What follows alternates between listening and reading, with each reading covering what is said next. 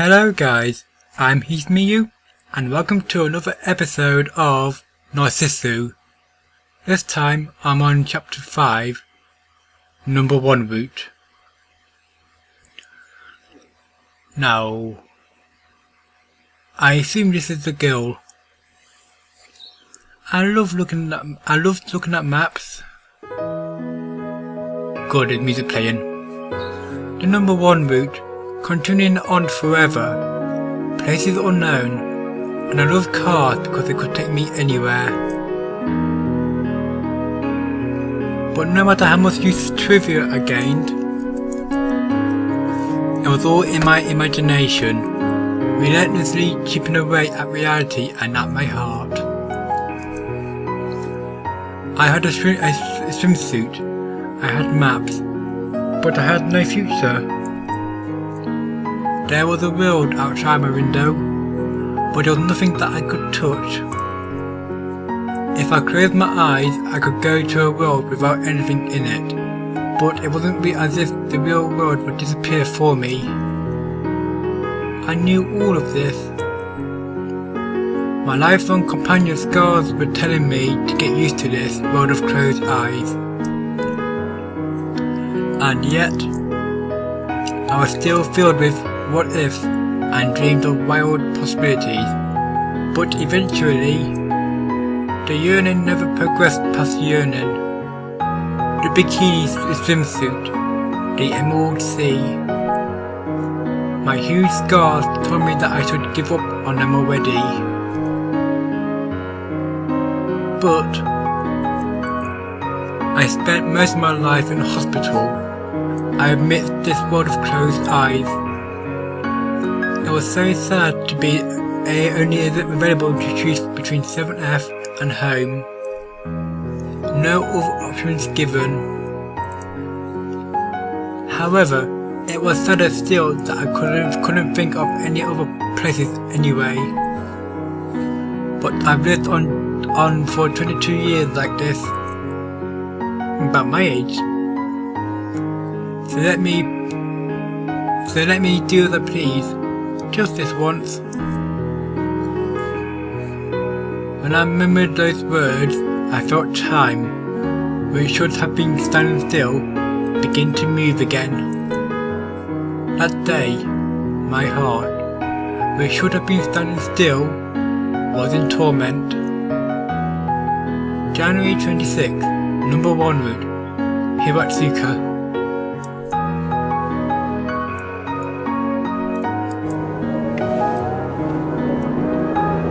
Silver Coupe, whose hood reflected the clear blue skies of winter, wandering around as aimlessly as ever, but at least no more worries about gas or food. Soon enough, we came across a large junction. I hadn't obtained her approval last night, but I was still heading west regardless. The only problems were that I didn't know the roads at all, and it would be tough on a budget to take the tollways. Those were my thoughts as we drew near the large junction. I was about to continue ahead and straight without a single thought when... Left turn here. Huh? This background music. Even though I'm speaking, I'm hearing lyrics in my head. I'm not sure why. Turn left. An abrupt request. Even as I wondered what was up, I turned left as he had requested onto a very wide road. What was that about? Dots. This is the number 1 route. Go straight for now. For now? I was surprised by her sudden direction given. We'd been together up until now, and she seemed to know just about everything. But this was the first time that she'd voluntarily given me directions. Could it be that you've decided that you want to go after all? Dots? Well, you know, to the place we talked about, to Awaji Island. Is that bad? No, that's not what I meant at all. We were driving along without any purpose. I was floundering in search of some destination and, always enigmatic, she was ever looking into the distance. So the words that had just come out of her mouth took me completely by surprise. It's not that I have any expectations. Oh, that's her. What? It's not like I want a swimsuit or anything. Just what do you think you're saying? Dots? Nothing at all.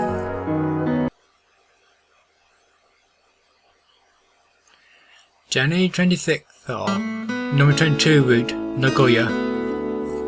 The Silver Coupe shimmered with sunlight underneath the clear winter sky. We'd passed through the steep slopes and sharp curves of Hakone, and now we were in a much more relatively flat area. Hey, I wonder where are we anyway? Aichi Prefecture? We're entering Nagoya City pretty soon. We were driving through the normal highways because we were on too limited a budget to use the tollways.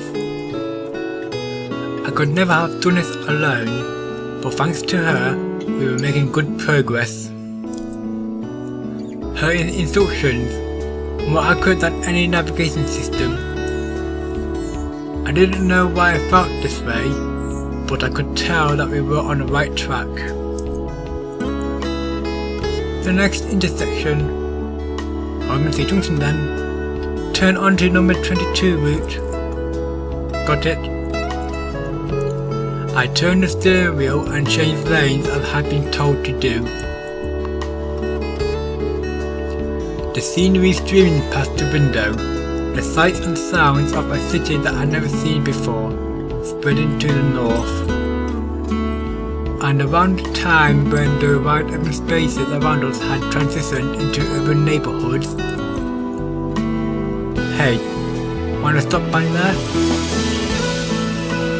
Some family restaurants at the roadside of the highway. I pointed to it as I drove and kept talking. After all, all we've had is convenience store food all the way up until now, right? Of course, it wasn't as if we had been subsisting on convenience store food because we liked it. There was the fact that we had no money, and there was also the fact that we were on edge.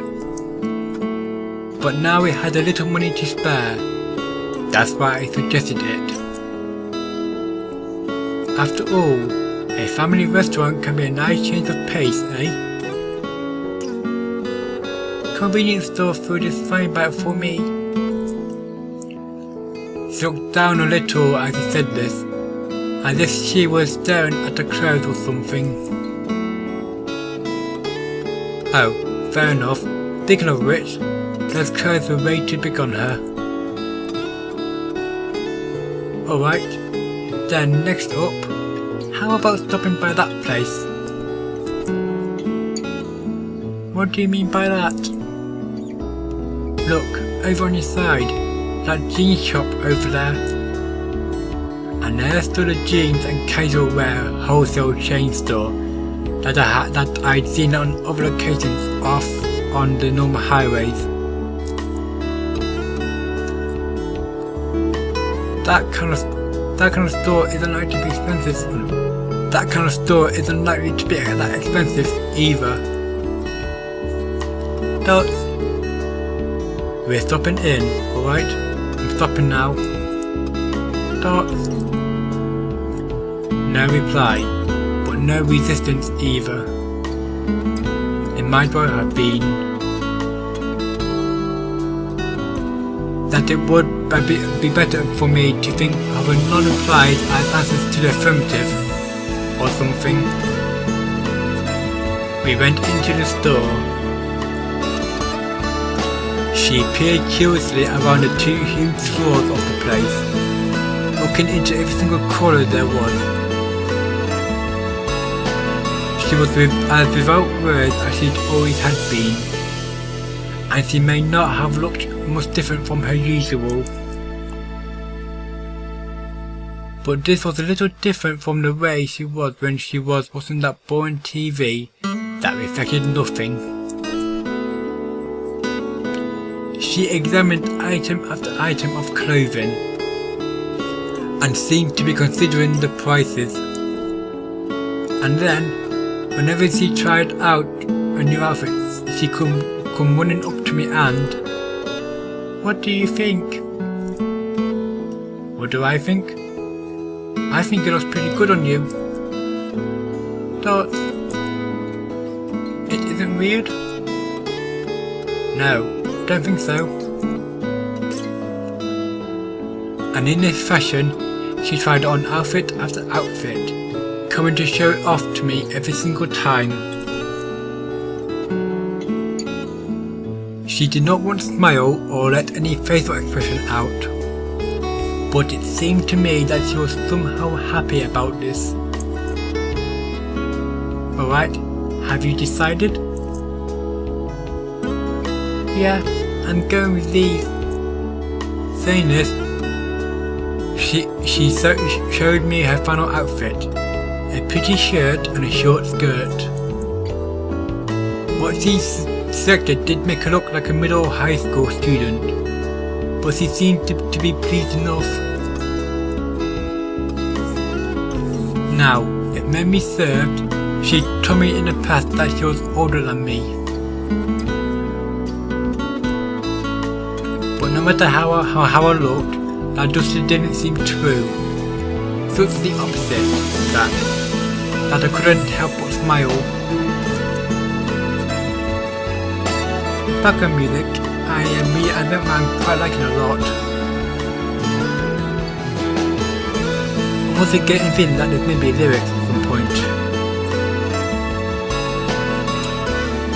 But you know, maybe it was better if that skirt were a bit longer. Huh? Oh, that's Gilsinwa. Oh, no. I'm not saying it doesn't look good on you at all. Dots. See, it's cold, you know, and in that kind of outfit. I'll be fine. I'll bear with it. She seems to be trying to show off now. When she spoke these words, I saw a little pink rise to her pale face. For a girl who always kept herself absolutely emotionless, could it be that she was blushing? The first expression of emotion that I'd ever seen from her. Back on the road again. The somewhat noisy Silver Coupe speeding along underneath the high heavens of winter. Get on number 21 route next. Got it? She was acting as a navigator as usual. In no time at all, we had entered Gifu Prefecture. But if this were as usual, she'd only be looking out the window at nothing. But now, she was checking herself in the side view mirror over and over, as if well pleased. Checking herself in that mirror as if she didn't want me to catch her doing it. Dots. What is it? Oh, that's her. Well, it looked like you're pretty happy with those clothes. That's all. Dots. not really. There's nothing like that. With that, she stopped looking at the side view mirror. But after a little while, she started checking herself again as I watched. So there were awfully cute things about her as well. And even if something as more of this, as normal could be, I found it very cute.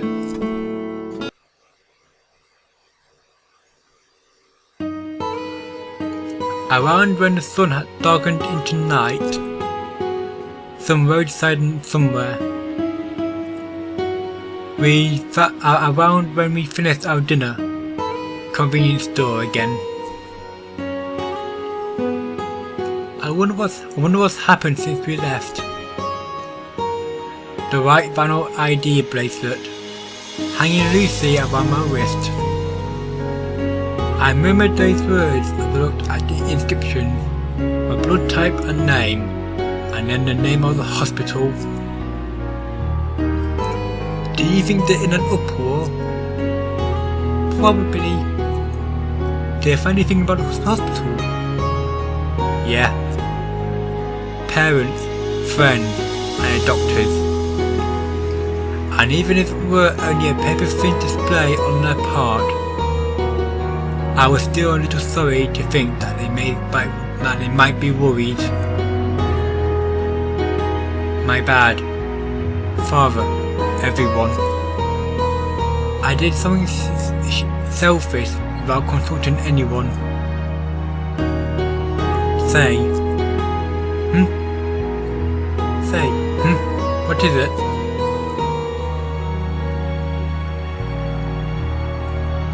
I assume this is a girl. When you first learned that you were going to die, did you cry? Yay for getting it wrong again. Dots.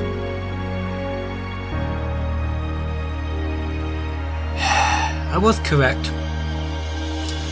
I was instantly shocked by her sudden question, and then I was silent as I pondered upon it some. Come to think of it, I don't think I cried.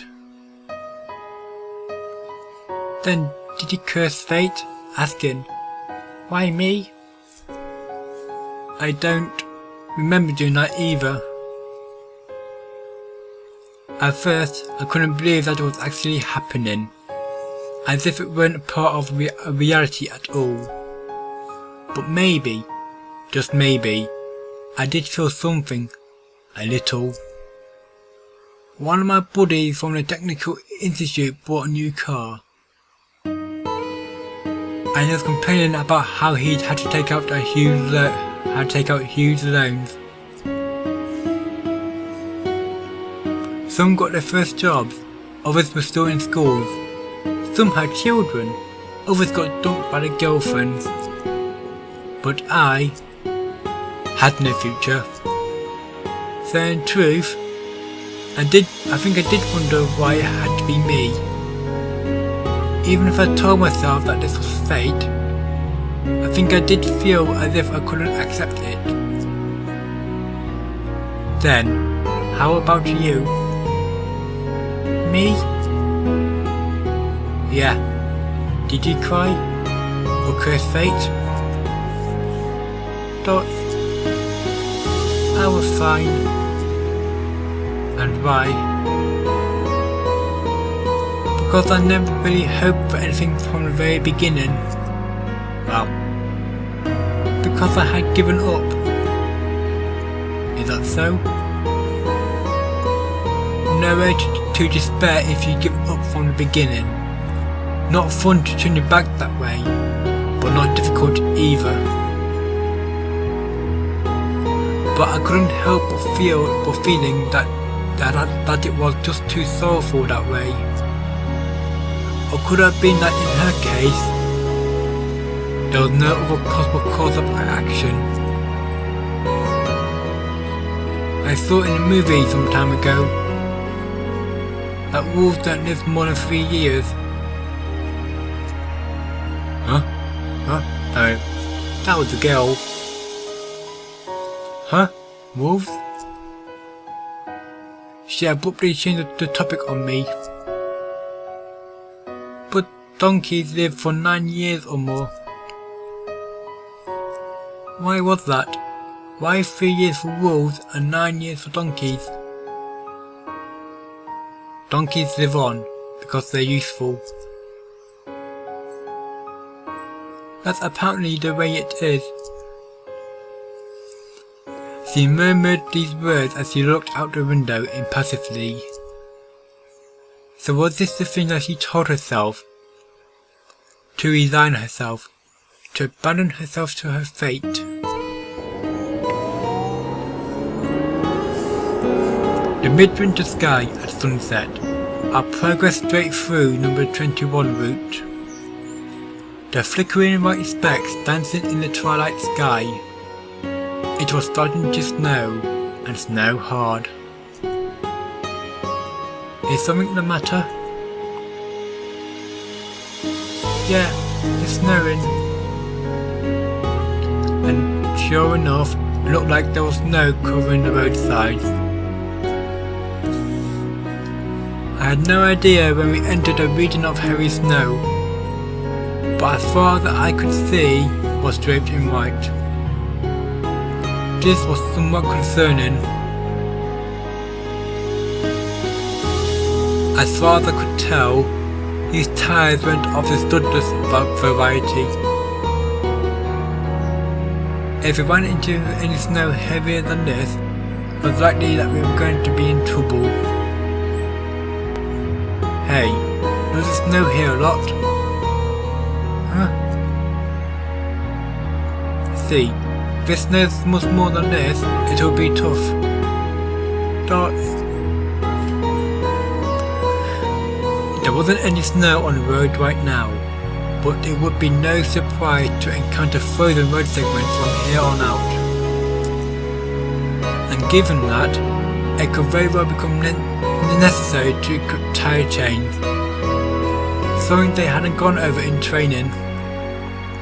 So, do you know? After this, Sekigahara. Well, yeah, you told me that earlier, but what I want to know is if it snows a lot here. I don't know.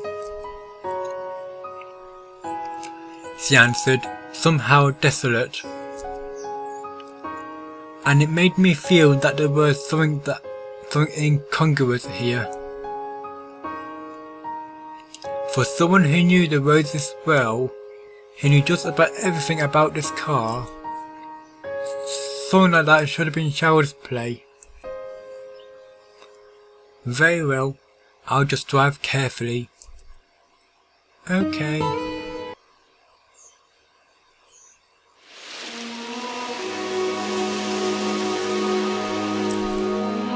At beach, we had gotten off the car and were looking at the lake. A chilly wind kicked up, scattering a powder snow across the lake's frozen surface.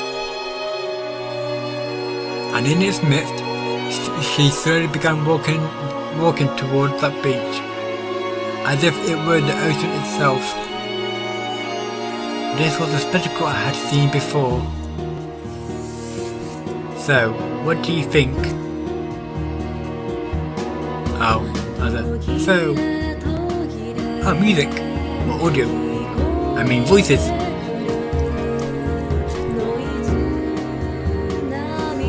So, what do you think? Are you asking me whether I think you would die without much pain if you walked in? Yeah, I get the feeling that it might be easier here than in the ocean. I have no idea what your basis for that is. Well, seawater is salty, and your body floats more easily. Quite a deductive ability you have there. Under the cold north wind and the falling snow, being argued jokingly, seriously, who knew about our one end point? and after a while she began walking towards the lake once more. So you aren't going to stop me after all? You don't have any intention to die today, do you now? No, I guess not. How much farther was it until this Roger Island of which we'd spoken? It wasn't as if I particularly wanted to go there, but I didn't want to have any problem with going there either. But, though we wandered without a purpose up until now, the seeds of a final destination were being born in us. A girl who had halted her progress towards the water even without my having to stop her. Most likely, that was the way it was for her too. I didn't have time to read that. Get back on number 1 from here. Got it. From number 8 back to number 1. Under the guidance of her navigation, we were now heading towards Kusatsu. Are we still okay on money? Yeah, we still have about 30,000 yen or so. After we'd hit that clothing store, we'd only spent money on convenience store food. Why, what's up? Then, do you want to get on the tollway? The tollway? Why, can't we get there through the normal highways? Well, yes, it certainly can, up until the very end. But for the final stretch, you have to get on the tollway for a while. I see. That's how you get to Abaji Island.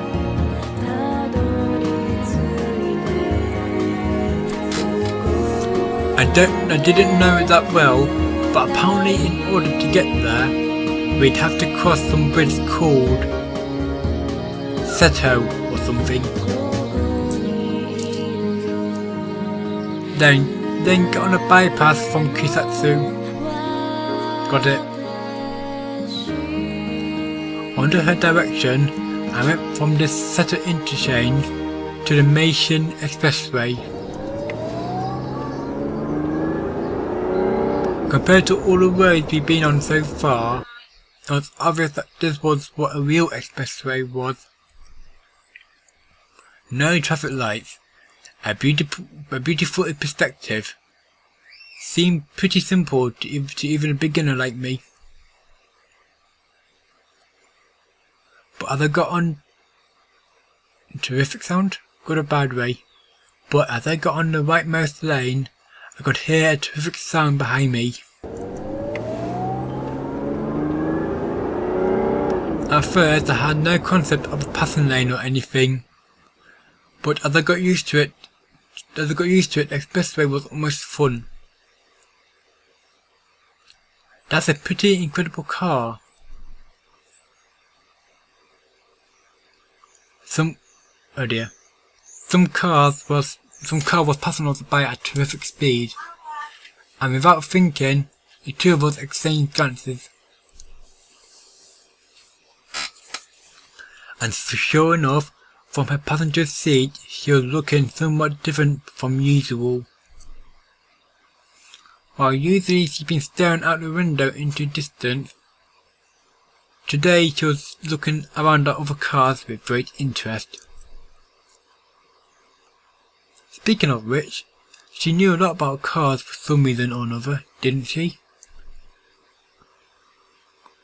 I pointed at the car that had just blown past us. Hey, what kind of car is that? Dots. A cruise to pass the time, see? Toyota Celica GTS. And the one we just overtook. Citroen Zara. Wow, you know a lot. To tell the truth, I didn't know whether she was right or not. But it was really pleasant to hear her words coming from her usual silent lips. So I kept plying her with questions. The blue one is a Mazda Unos, and the red is an Alfa Romeo. She even told me about the two cars that were passing us just now. But I'm willing to bet you don't know what that is. I pointed to a truck, not a car, as I spoke. I wanted to see a little perplexity seep into that expressionless face of hers. That's... So you don't know trucks that well then? I knew it. Nissan Atlas 10. Oh, wow, you're incredible. I've been planning on teasing her, but instead she's gone straight over my head. Isn't that level of knowledge something to be proud of? Really? Yeah, I think you could toot your own horn about it. Pun intended? Thoughts? She had no words in response. It felt like she was blushing a little bit. So she loved cars after all. Then when we get there, want to try driving? What? But I don't have a license. It'll be fine. Driving along the beach will be fun, don't you think? If we went all the way to Raji Island, then there would be lots of places without any people. And this car had a stick shift, so I thought she might have fun driving it. If you want, I'll teach you. Thoughts? Although, to be honest, I'm a complete beginner myself. Okay.